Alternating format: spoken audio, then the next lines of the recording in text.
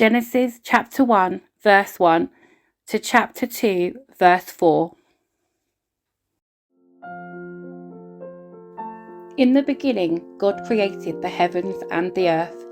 The earth was formless and empty, and darkness covered the deep waters.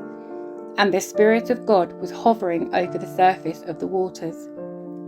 Then God said, "Let there be light," and there was light. And God saw that the light was good. Then he separated the light from the darkness. God called the light day, and the darkness night. And evening passed, and morning came, marking the first day. Then God said, "Let there be a space between the waters, to separate the waters of the heavens from the waters of the earth." And this is what happened. God made this space to separate the waters of the earth from the waters of the heavens. God called the space sky. And evening passed, and morning came, marking the second day.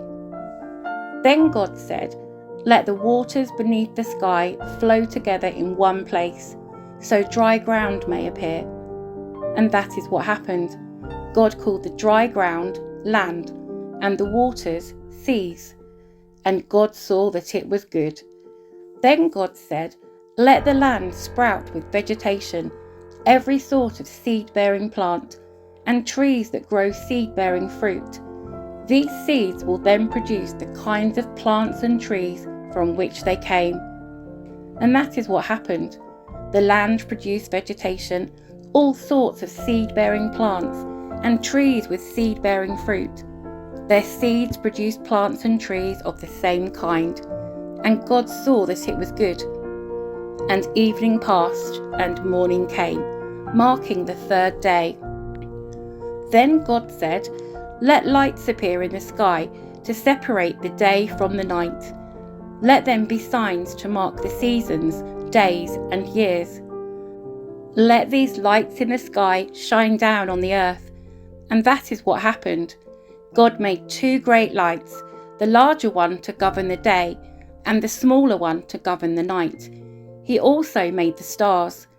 God set these lights in the sky to light the earth, to govern the day and night, and to separate the light from the darkness. And God saw that it was good. And evening passed, and morning came, marking the fourth day. Then God said, "Let the waters swarm with fish and other life. Let the skies be filled with birds of every kind." So God created great sea creatures and every living thing that scurries and swarms in the water, and every sort of bird, each producing offspring of the same kind. And God saw that it was good. Then God blessed them, saying, "Be fruitful and multiply. Let the fish fill the seas, and let the birds multiply on the earth."